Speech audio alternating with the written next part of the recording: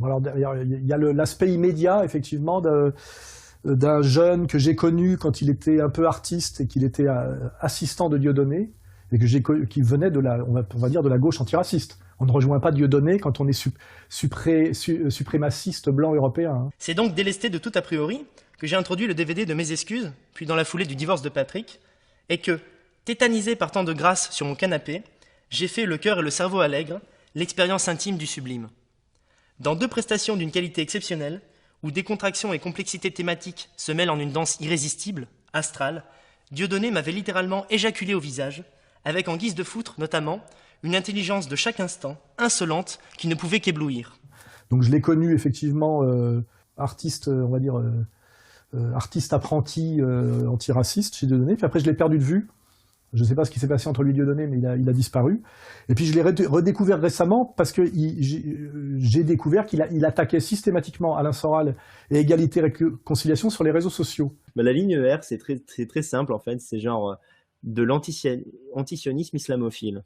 Évidemment que Soral n'aime pas les Arabes, les Noirs ou les musulmans, mais c'est sa ligne politique de merde. Tu vois, genre s'occuper des Juifs d'abord et après des Arabes.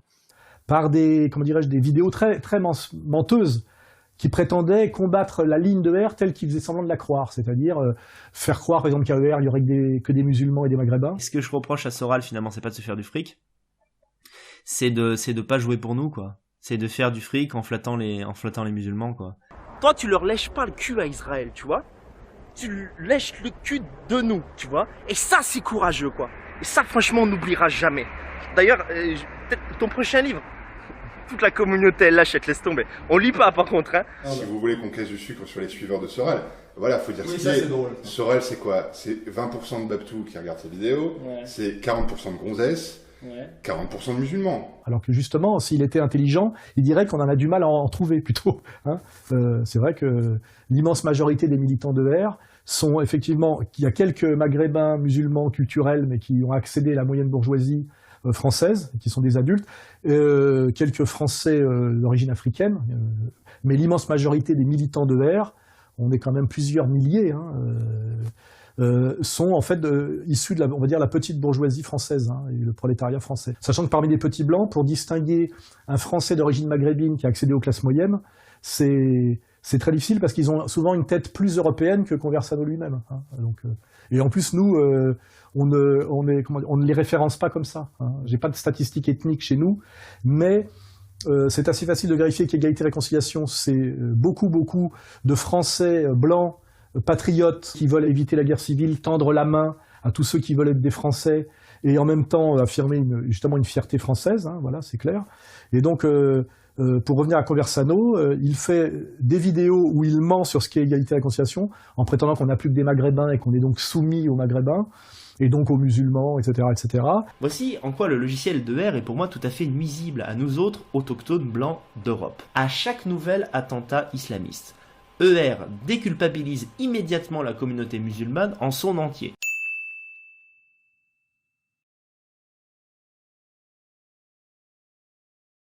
Soit en sous-entendant tout bonnement que ce ne sont pas des Arabes qui ont fait le coup, mais des Israéliens,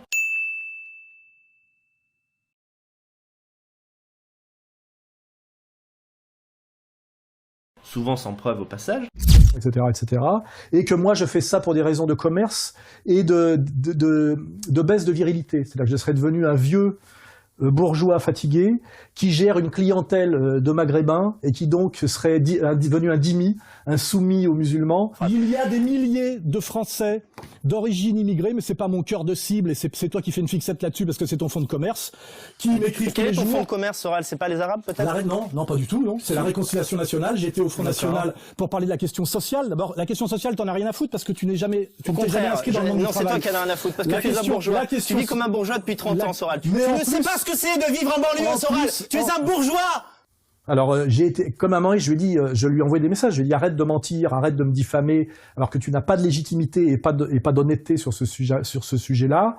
Et à un moment donné, il y a une rencontre qui a été organisée. J'avais prévenu qu'il fallait être respectueux avec son aîné, puisque c'est un ancien fan d'Alain Soral, faut pas oublier, qui dit en privé, en gros, que je suis son père spirituel et qui me doit à peu près toute sa culture. C'est vrai que politiquement, Soral m'a appris beaucoup de choses, et c'est vrai qu'il y avait vraiment ce côté où j'avais l'impression à un moment donné, d'engueuler mon père, et c'est toujours douloureux. Et oui, et même quand il m'a frappé, j'ai même la sensation, tu vois, d'être frappé par une sorte de père spirituel. Alors tu dis, mais attends. Et je lui ai dit, ne me manque pas de respect. Il a 31 ans, j'en ai 58. Donc je pourrais être son père, et qu'il fallait qu'il se comporte honnêtement avec moi, parce que on peut effectivement, certains peuvent dire la ligne réconciliation, etc.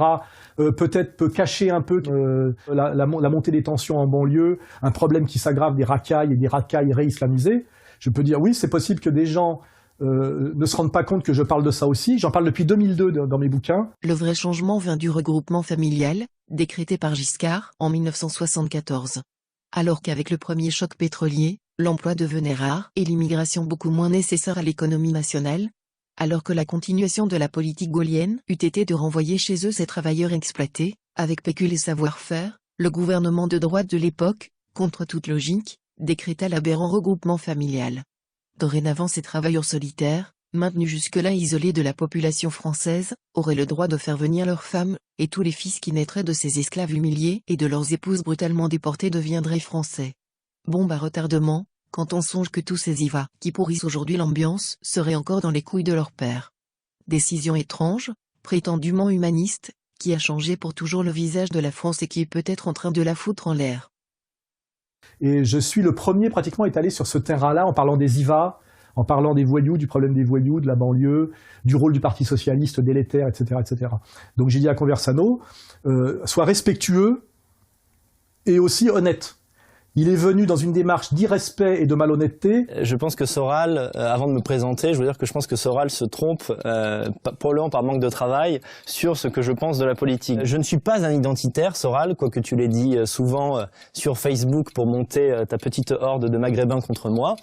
Parce qu'il avait annoncé en gros qu'il allait me mettre à l'amende parce que j'étais un peu fini et parce que l'idée c'était ça, c'est ER c'est fini, c'est nous qu'on arrive et c'est nous qu'on prend la place. Moi ce que je voulais dire à propos pour revenir sur ER, c'est que tout à l'heure j'ai vu un tweet justement sur quelqu'un qui, donc un tweetos qui disait que Chauvelos se faisait devenait une sorte de ER nationaliste en quelque sorte quoi. Ah ouais. Est-ce que c'est une bonne définition finalement puisque c'est un peu ce qu'on avait en tête au début, ouais.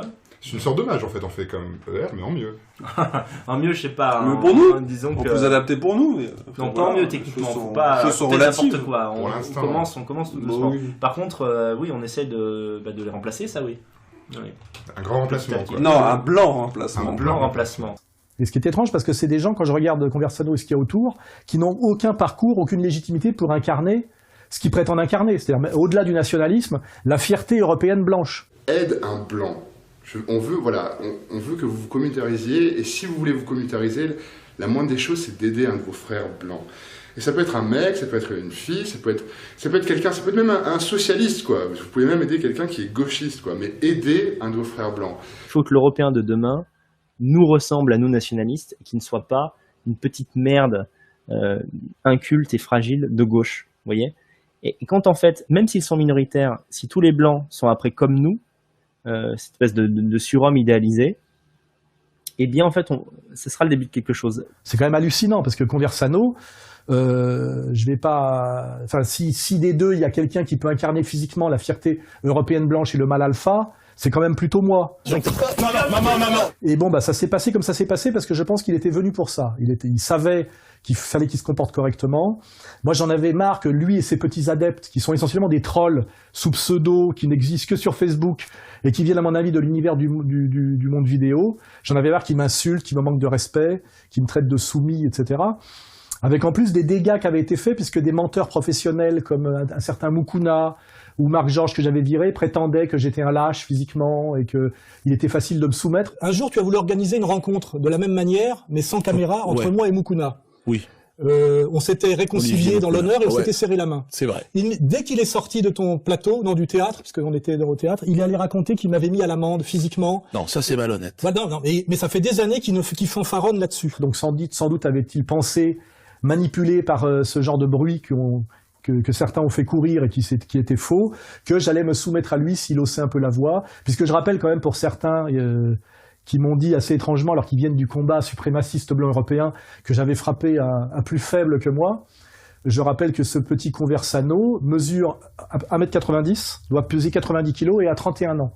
Et qu'il appelle à la violence physique en permanence et à la reconquista par la violence directe. La violence et l'autorité, à un moment donné, il faut qu'elle sévisse.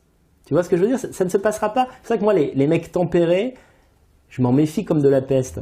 Donc moi, à un moment donné, qui suis un vieux bourgeois fatigué de 58 ans, d'1,87 m et de 87 kg, au bout de 100 ans dans son regard et dans sa voix qu'il était là, comme dans un espèce de combat de coq pour soumettre l'ancien mâle dominant. Il y avait quelque chose de l'avier, on parle pas trop mal de ça. Il y avait un côté éthologique dans tout ça, pour dire c'est moi le nouveau mâle dominant. Et Alain, de son côté, s'est dit que de toute façon, quitte à aller dans un débat pour avoir une joute verbale qui n'apporterait rien, ben autant préparer un petit spectacle sympathique.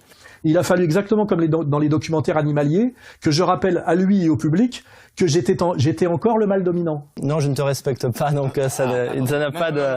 Qu'est-ce qui se passe, non ? Et malheureusement, bon bah voilà, c'est aussi un message que j'envoie. Ce type appelle à la violence physique, à la violence directe contre les racailles de banlieue. Je crois vraiment à une guerre ethnique. Hein. Je pense qu'il y arrivera un jour où blancs et maghrébins ne se supporteront plus. Et noirs aussi, hein, ça sera l'enfer. Je comprends la colère contre les racailles de banlieue et le côté insupportable de l'impunité de ces jeunes protégés par le pouvoir, systématiquement d'ailleurs. Hein. Je rappelle simplement donc à ces adeptes que la violence réelle est dangereuse, que ça peut faire mal, et surtout que si c'est des conversanos qui veulent mener la bataille de la Reconquista, ils ont perdu d'avance quand je vois la testostérone qui est en banlieue. Bordel, quand on rentre sur la piste, on est venu teaser, claquer du bif. Pas d'embrouille, man, pas de litige. Sinon ça va saigner, est-ce que tu piges?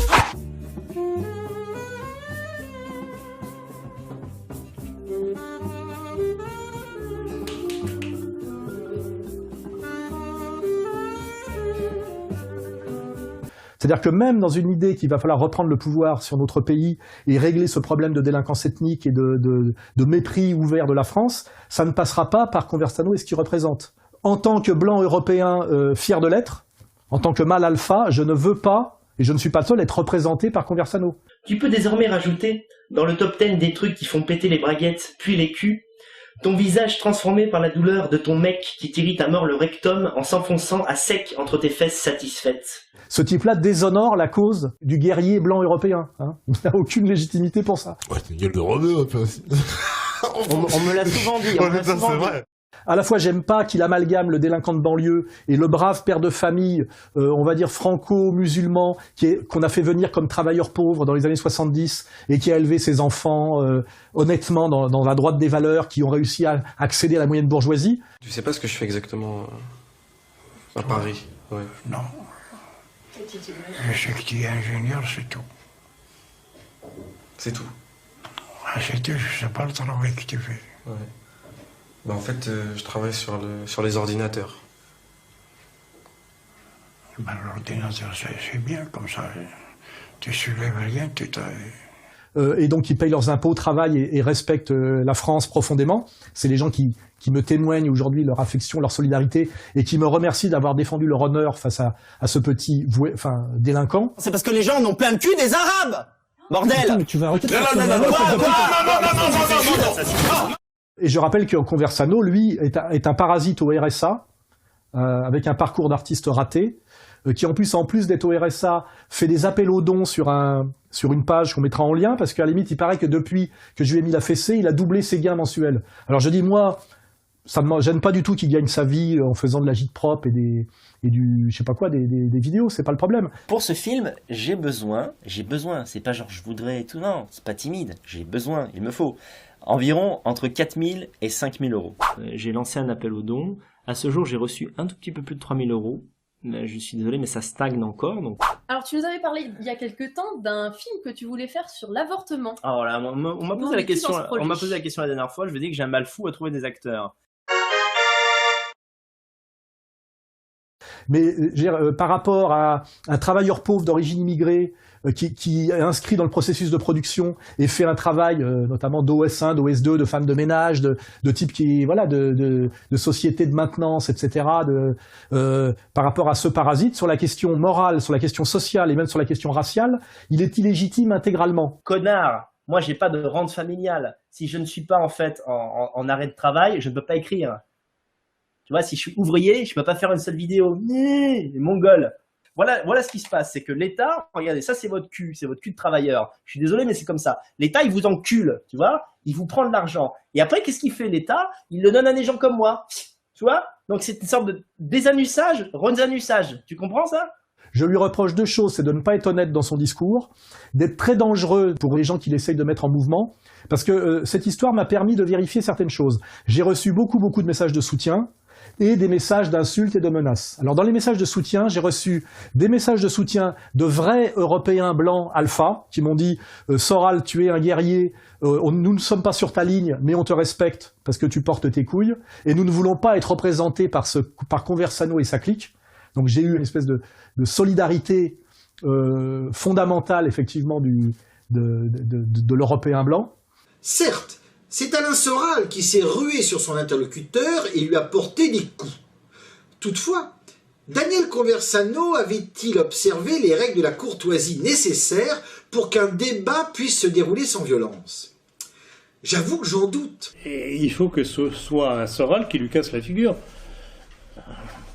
Je ne dirais pas que j'applaudis à ce qu'a fait Soral, j'aurais pas procédé comme ça, mais enfin, moi, ce qui me dérange avec des individus comme Conversano, c'est leur manque de cohérence.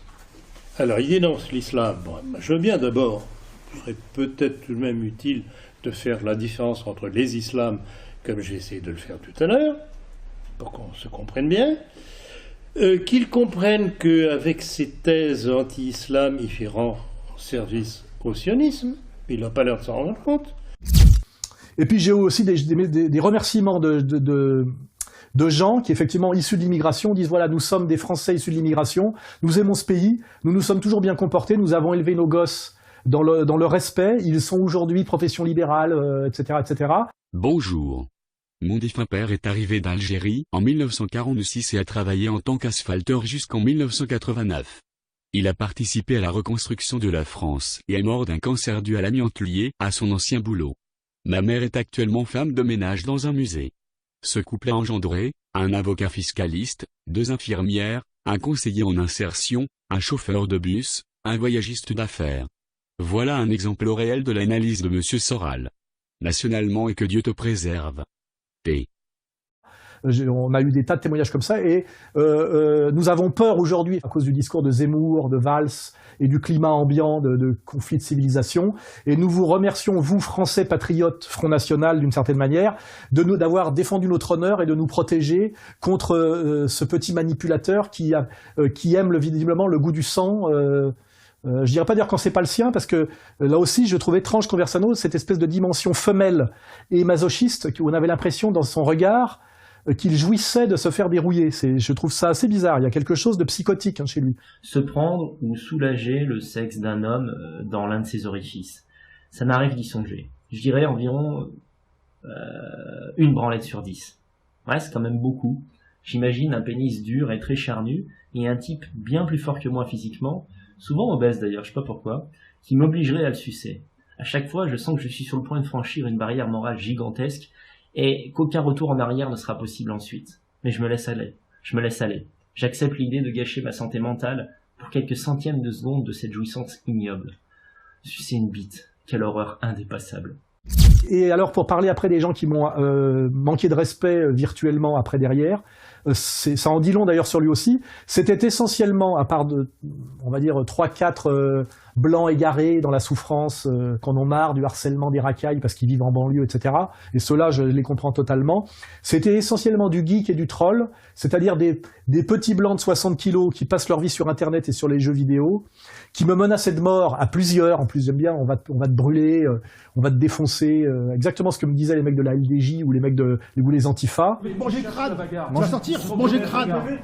Et qui en général avaient des faux profils où ils se présentaient comme des guerriers. Alors toujours, je fais 2m10, 120 kilos, j'ai fait 17 ans de karaté, enfin des CV aberrants qui me faisaient rigoler, avec comme un profil Facebook créé dans les 5 minutes, avec un mec en armure à la place de la photo. Et quand les mecs osaient mettre leur vraie photo avec des vraies pages Facebook, je tombais en général sur des petits gamins de 15 ans, 16 ans, province pavillonnaire, terrifiés par les racailles que je peux comprendre, qui me disaient « si je te croise, je vais te défoncer, je vais te mettre un low kick, etc. » Et j'avais vraiment face à moi, quand j'allais sur leur page Facebook, j'ai passé du temps, parce que ça me permet de faire de la statistique et de la sociologie, des gamins de 15 ans blancs, humiliés sans doute par des racailles ethniques, mais dont je disais, mais gamin, tu réalises que si je te gifle, tu vas mourir, quoi. Tu vois. Et ça, c'est le public de Conversano. Soral est devenu clairement une partie du système qui nous exclut, qui nous envoie à la mort et que nous combattons. Il a eu des bonnes idées, il a fait un bon travail, mais à quel point aussi, humainement, il n'est pas du tout un modèle. C'est une merde narcissique, c'est un lâche et un faible. Mais c'est pas les sponsors. Les sponsors, là, c'est encore différent. Nous avons creusé, parce qu'en dehors de Monsieur Pif et Monsieur Paf qui l'ont un peu remis, ce qu'on appelle un coup de pied de recentrage, vous voyez, qui l'ont un peu remis sur le droit chemin, il y a la vraie question d'ailleurs, c'est qui est derrière Conversano. Quand je remonte, je vois qu'il n'est adoubé par aucun vrai, on va dire, patriote nationaliste avec un vrai CV. Un responsable de mouvement politique est un responsable. Quand on incite à la violence, il faut d'abord être capable soi-même d'y aller. On ne suit que quelqu'un que quand il est devant, sinon on ne le suit pas.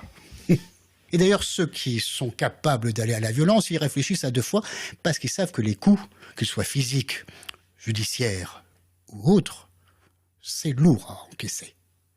Je vois, quand je remonte, je vois Ring et David Kersan. Alors peut-être que je vais peut-être pas partir sur qui est David Kersan, mais là on est sur du mythomane avorton, ultra-sioniste, qui avait été à l'époque invité par Sarkozy à l'Élysée. Donc je vois du manipulateur sioniste qui était déjà à l'époque celui qui manipulait le pauvre Dantec contre moi. Ah, il vaudrait mieux pas qu'il le fasse en face de moi, cette espèce de gros enculé. Là, je lui dis cash. Ah oui? S'il m'entend. Est-ce que je peux lui casser la gueule de ta part si... Ah non, moi je préfère m'en occuper moi-même. Ah ok, d'accord. D'accord. Moi les nazis gauchistes, j'aime bien me les faire à ma pogne. Ok, d'accord. D'accord? Oui. J'ai l'habitude en plus. En plus? Ouais. Ouais, super. Bien sûr. On sait comment a fini Dantec et on sait ce qu'il représentait réellement dans le white trash. Et quand on remonte aussi, on voit Elisabeth Lévy et Causeur. On est en guerre.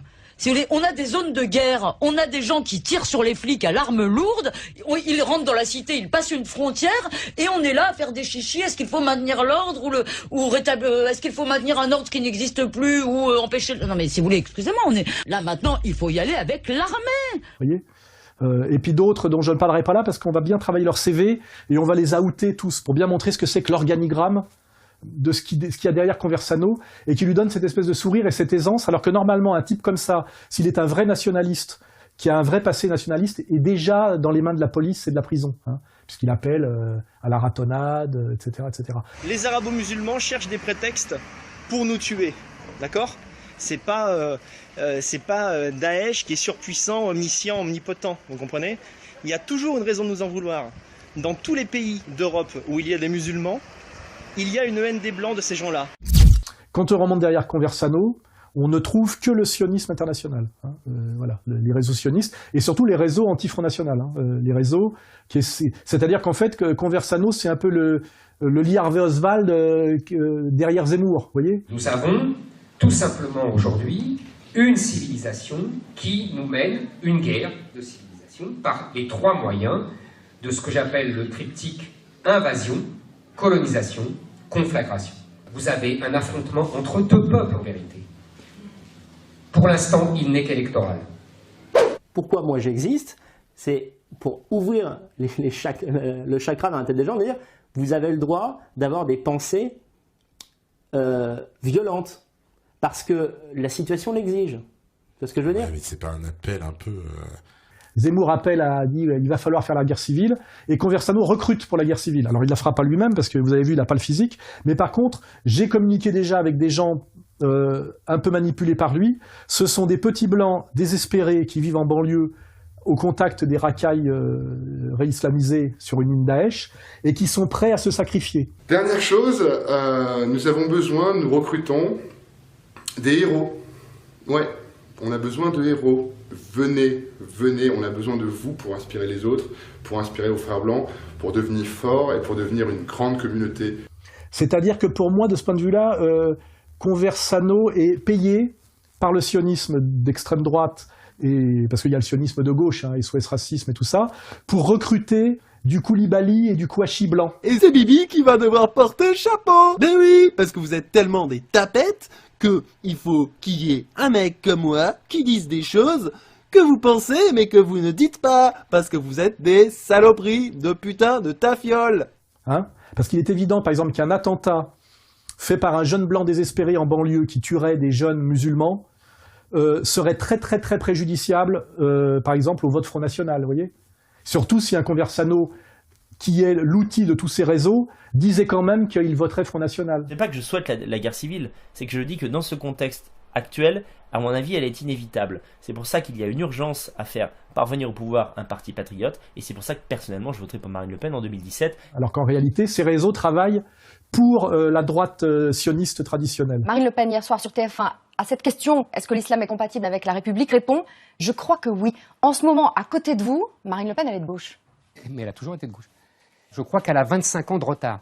Et puis de l'autre côté, d'ailleurs, je fais remarquer qu'il a la bienveillance aussi du ministère de l'Intérieur et du pouvoir socialiste actuel, parce que finalement, il maintient le règne des SOS Racisme et du sionisme de gauche du Parti socialiste sur les banlieues, en empêchant Alain Soral d'avoir un pacte de réconciliation nationale dans l'honneur et l'authentique virilité avec ces jeunes déboussolés et manipulés. On est tous égaux, on peut vivre ensemble. Non, on est différents, on est blancs, on peut pas vivre avec ces gens. Il est urgent de créer une communauté blanche enfin soudée. C'est mon copain parce qu'il est blanc. Donc vous voyez que Conversano, il est à l'articulation du sionisme de gauche et du sionisme de droite, et en fait que son travail est fondamentalement un travail anti-Front National et qui, à mon avis, est mis en perspective maintenant pour produire une grosse nuisance au moment des élections, enfin avant les élections. Et Monsieur Olindre, que répondez-vous à ces jeunes qui, sur Internet, appellent les jeunes blancs désespérés à s'armer contre ce qu'ils appellent l'invasion mahométane? Oui, alors, je passe ma vie à dire que tout ça c'est de la connerie. Parce que qu'est-ce qu'attend le pouvoir? Il attend qu'une bande de gigolos, même 3, même 2, descendent dans la rue. Un avec un lance-pierre, l'autre avec un pistolet de la guerre de 70 sans cartouche et le troisième avec une batte de baseball, hein, pour appeler à l'aide les banlieues pour défendre les valeurs de la République. Ces gens armeront les banlieues pour défendre les valeurs de la République. Parce qu'un gars comme Valls qui va jusqu'à dire si Marine Le Pen gagne les élections, nous songeons à les annuler, ça veut dire qu'ils sont prêts à tout. Ils sont prêts à tout. Voilà. Conversano me rappelle un peu le type qui avait été approché par la police de Pierre Jox à l'époque pour déterrer Monsieur Germont, c'est-à-dire un cadavre juif du carré juif du cimetière de Carpentras, pour bloquer à l'époque la progression du Front National. Je rappelle que ce type a été tué et que le type qui l'a tué a été tué aussi. Jean-Claude Gosse a été tué le 23 décembre 1993 à moto sur une route de la grande banlieue d'Avignon, par une voiture dont le conducteur, Rachid Belkir, 36 ans, sera retrouvé mort en 1995, tué de 2 balles dans le torse et plongé dans le Rhône, de lourdes pierres attachées aux pieds. Pensez Lee Harvey Oswald. Les types qu'on recrute, qui sont en général des mecs pas trop bêtes, mais qui sont des ratés, c'est-à-dire qu'à 31 ans savent qu'ils ne seront jamais artistes et jamais célèbres pour leur talent propre, et qui viennent d'ailleurs de la gauche culturelle, c'est-à-dire qu'ils n'ont pas de passé militant sérieux, sont recrutés, utilisés, et en général liquidés, parce qu'effectivement ils étaient les intermédiaires. Le dimanche matin, soit moins de 48 heures après la mort de Kennedy, la police de Dallas transfère Lee Harvey Oswald à la prison centrale. Il a été abattu. Lee Oswald a été abattu. Il y a un homme armé. C'est la panique. Il n'y a aucun doute, Oswald a été abattu. En direct à la télévision, Lee Harvey Oswald est abattu par Jack Ruby, propriétaire d'un club de striptease au casier judiciaire chargé. Un assassinat inattendu, sans l'ombre d'une explication. C'était de plus en plus bizarre. C'est pour ça que je m'inquiète pour lui. Pour ceux qui s'intéressent à ce genre de sujet, on mettra peut-être en post-production des extraits d'un très bon film qui s'appelle L'Attentat, sur l'assassinat de Ben Barka et les réseaux que les renseignements généraux utilisent, en général les intermédiaires utilisés pour ça, qui sont systématiquement éliminés. Vous me demandiez si j'avais un plan pour faire rentrer Sadiel à Paris. Je crois que j'ai l'homme qu'il nous faut. Darien. François Darien. Il fait quoi, ce Darien? N'importe quoi, c'est un personnage assez minable. Toujours avec de grands projets, des rêves qui s'effondrent. La question est réglée. 2 inspecteurs de la mondaine s'en chargeront. Je collabore avec eux depuis des années. Ce sera pour une question de routine. Je vous présenterai comme un de mes adjoints. D'accord. Ce sera un honneur pour moi. Messieurs, tout semble au point. Il ne reste plus qu'à fixer la date. Je préviendrai aussitôt le colonel Cassard. Darien? Sadiel fixera lui-même la date de son arrivée, en fonction de celle de l'émission.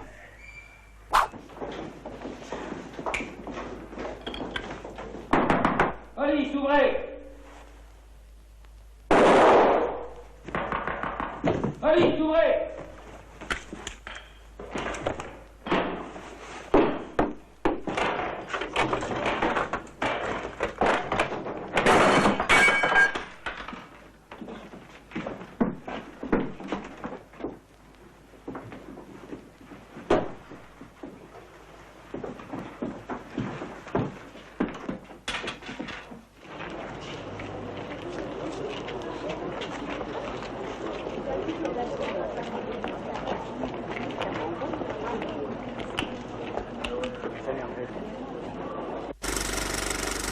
Ou d'ailleurs, quand ils ne sont pas éliminés physiquement, disparaissent. Je connais des gens comme ça qui ont changé de nom, qui ont été exfiltrés, qui sont partis des années, par exemple à Tahiti. Vous voyez, on est pour leur éviter effectivement d'être tués par leurs anciens manipulés. Parce que le jour où les petits guerriers blancs, réellement authentiques et honnêtes, découvriront qu'en fait Conversano les manipule pour mener un combat anti-nationaliste et maintenir le pouvoir de l'oligarchie sur la France, ils risquent gros pour ses fesses, c'est une évidence. C'est pour ça qu'à un moment donné, on le verra comme il a apparu, je ne dirais même pas de nulle part, apparu du réseau Dieudonné, c'est pas un hasard, s'il a été recruté dans l'ancien réseau Dieudonné. À un moment donné, venant de nulle part par rapport à la cause européenne blanche, etc., à un moment donné, il disparaîtra complètement. Soit éliminé, soit, il ira en Roumanie, puisqu'il paraît qu'il a des liens avec la Roumanie aujourd'hui, mais vous verrez qu'il disparaîtra. Dernier investissement, c'est un truc qu'on ne peut pas vous en parler non plus, mais c'est un truc qui va concerner tous les faves du monde entier, toute la alt-right américaine, australienne, française, européenne, tout le monde en fait, c'est un truc de fou. On a besoin de 200 000 € en fait. Voilà, ces gens-là ont besoin de 200 000 €. Ce sont des jeunes, des experts en nouvelles technologies qui ont un projet de fou, qui m'ont montré un dossier. J'ai eu du mal à y croire au début, mais c'est un truc de malade. Les mecs, ils m'ont garanti un retour sur investissement et des taux d'intérêt entre 20 et 25%. C'est un truc de malade. Au début, j'y croyais pas. J'ai cru que c'était Noël, en fait. Mais en fait, oui, les mecs, ils peuvent vous le garantir. Et il y a contrat. Donc, on signe un contrat. Et si les gens ne sont pas capables de vous rembourser, ils vont à l'usine pour vous rembourser. Voilà. Donc, ce sont des investissements sûrs.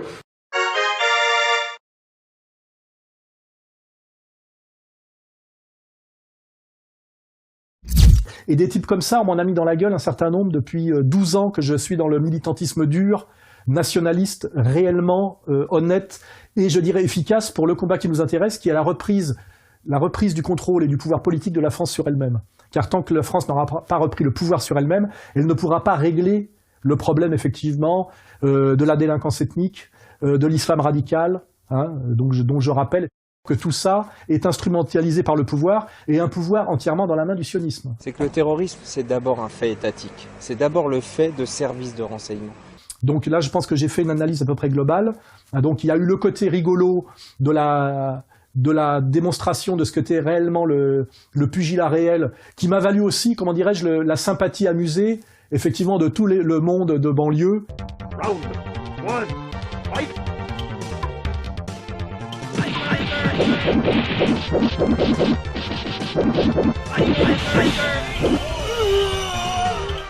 Mais ça, je veux dire, c'est amusant, mais ça n'a pas de portée politique. Hein. Mais voilà, si j'ai fait l'analyse complète, elle est là. Voilà. Je lis les commentaires d'un des derniers articles de Daniel Conversano sur son compte Facebook, et je suis bien obligé de me rendre compte qu'un certain nombre de trolls essayent de peser sur sa ligne politique. À mon avis, il ne serait guère étonnant de trouver caché derrière les comptes de certains super warriors de la race blanche de vulgaires petits fonctionnaires israéliens, qui profitent de la guéguerre entre Soral et Conversano pour envenimer les choses. Écoutez-les nous dire qu'Israël est le bastion de l'Occident au Proche-Orient. Eux, dont les intellectuels ne cessent, depuis des décennies, d'encourager l'immigration et le métissage en Europe. À chaque fois que les Juifs ont un ennemi à abattre, une partie d'entre eux se transforme en Juifs nationalistes, super patriotes, plus blancs que blancs, ou plus musulmans que les musulmans, afin de pousser à la guerre contre l'ennemi antisémite, de l'autre côté de la frontière. J'espère vraiment que Daniel va faire le ménage et ne pas se laisser embringuer dans un discours purement anti-musulman, comme le souhaitent nos pires ennemis. Notez, pour faire court, que si je dis que l'islam est une saloperie, les juges me relaxent, tandis que si je dis le quart de la moitié de ça sur une petite communauté, les juges me condamnent à de la prison ferme. Il doit bien y avoir une raison. Vous l'avez compris, bien que pas musulman du tout, et hostile à la présence de l'islam en Europe, je pense que le discours, qui vise à discréditer l'islam, et uniquement l'islam, et non pas l'immigration en général, est un discours qui se calque parfaitement avec ce que souhaite l'oligarchie mondialiste. Certes, ça permet de toucher la masse des crétins. Faut juste savoir à qui l'on s'adresse. PS, les crétins composent la masse du peuple, partout, et depuis toujours. Elle se compose des couillons, que l'on envoie à l'abattoir à toutes les guerres. Mes ancêtres incultes en faisaient partie. Ceux qui se targuent de réfléchir à leur place et qui ne font finalement que les flatter dans leurs bas instincts sans essayer de les élever sont des salauds. Hervé Rissan, 24 décembre 2016.